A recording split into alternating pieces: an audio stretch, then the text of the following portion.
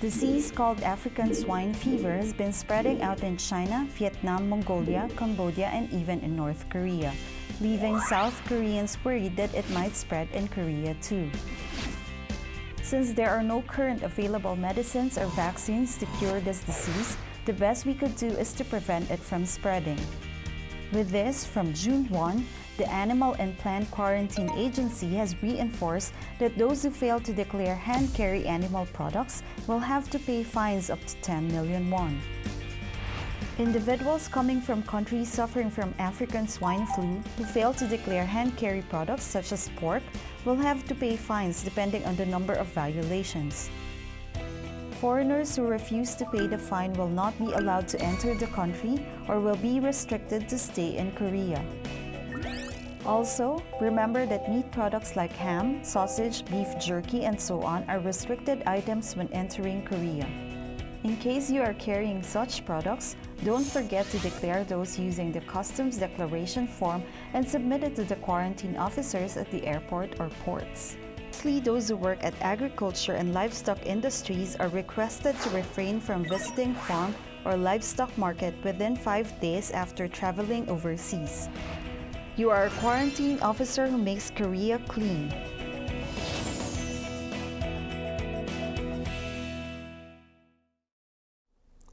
Last month in November, about 40 Korean Chinese compatriots lost as much as 500 million won in a studio apartment commonly known as officetel real estate double contract fraud. Let's find out whether compensation in such fraud cases is possible and how you can avoid these scams.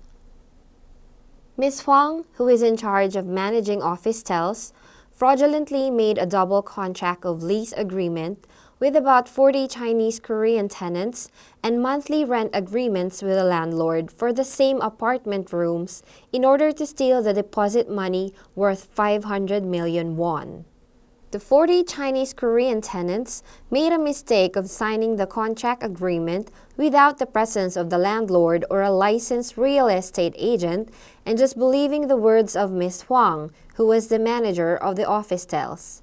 죽은 맛이요. 저희들 뭐 피땀 흘려서 번 돈인데 그래고 알다시피 지금 요새는 일이 별로 없잖아요.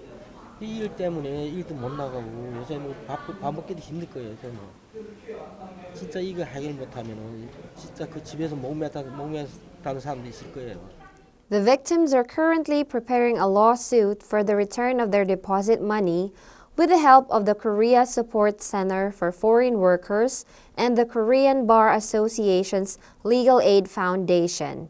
It is often difficult to secure the deposit money back from a real estate double contract fraud cases, even if the offender is clearly guilty.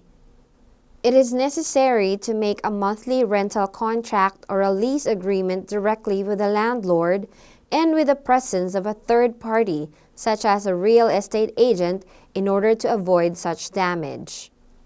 In addition, the most secure thing is to make use of the integrated real estate trade support system through which the renter, the landlord, and the real estate agent use a bank-accredited certificate to sign the contract, and that file is readily accessible anytime on the website.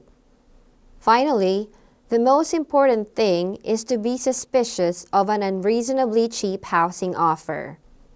Make sure that you are dealing with licensed real estate professionals.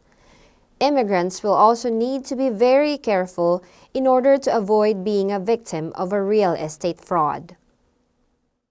At MNTV, we'll see video clips about accident and incident, as well as news report related to immigrants. If you'd like to report, please call us or contact us via email.